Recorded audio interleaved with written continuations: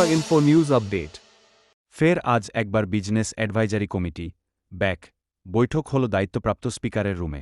এই বৈঠকে আরও নতুন করে কয়েকটি বিল এসেছে।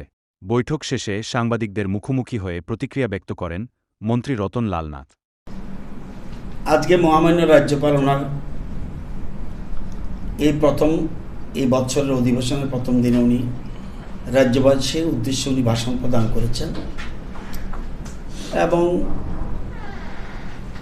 পরবর্তী সময় অন্যান্য বিজনেস শেষ হওয়ার পর উনি ওনার কক্ষে বিএসের একটা মিটিং ডেকেছেন। বিএসএ মিটিংয়ে কিছু নিউ প্রপোজাল এসছে, যেমন অধ্যক্ষের নির্বাচন। তো যেহেতু ওই অধিবেশনের ওই বিএসসির আগে তখন কোনো বিজনেস ছিল না, সেজন্য ইলেকশন অফ দি স্পিকার এই কথাটা ওই বিএসসিতে হয়নি।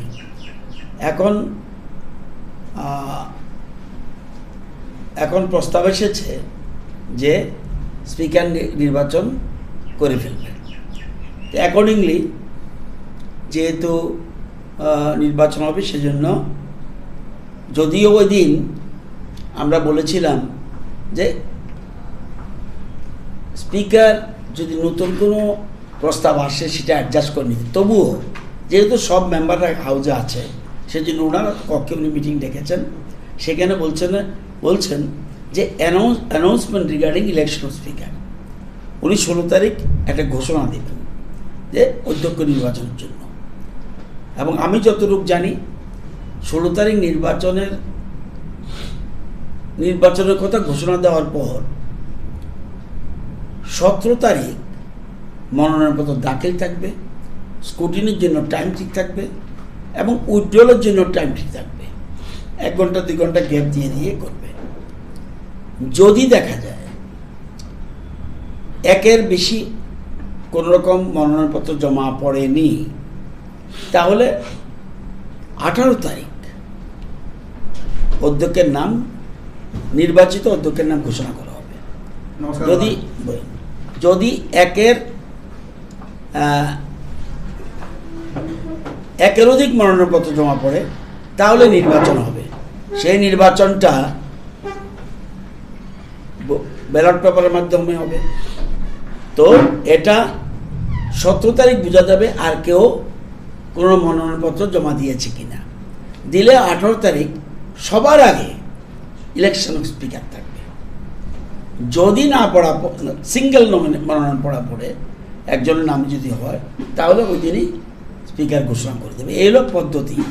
প্লাস ওই দিন প্রথম বিএসসি মিটিংয়ে আমরা 3টা বিলের কথা উল্লেখ করেছিলাম। Tripura university of health sciences bill, government technical university Tripura bill এবং গভর্নমেন্ট ওমেন্স ইউনিভার্সিটি বিল, এই 3টার কথা বলেছিলাম। এখন আরও 7টা বিল এসেছে। একটা হলো আমার দপ্তরের দি ত্রিপুরা লিফট অ্যান্ড এক্সকেলেটার্স বিল, অর্থাৎ এই যে লিফট ব্যবহার করি আমরা, এই লিফট ব্যবহারের জন্য আমাদের রাজ্যে কোনো আইন নেই, সেজন্য একটা নিয়ম নীতি নেই, রেগুলেশন নেই। আমরা একটা রেগুলেশন করতে চাচ্ছি। কারণ দেখা যায় অনেক সময় এই লিফটের মধ্যে অনেক আটকে থাকে। এই অনেকগুলি বিষয় আছে, সেজন্য রাজ্য সরকার ঠিক করেছে যে আমরা এরকম লিফট অ্যান্ড এক্সকেলেটর বিল আমরা আনতে যাচ্ছি। আরেকটা বিল আছে the Tripura guaranteed services to citizens. এটা একটা বিল আসবে রেভিনিউ ডিপার্টমেন্টের। আরও বিল আসছে the Tripura ease of doing business 2026, এটাও থাকবে। To Tripura Info and press the bell icon so that you never miss any latest updates and news on Tripura.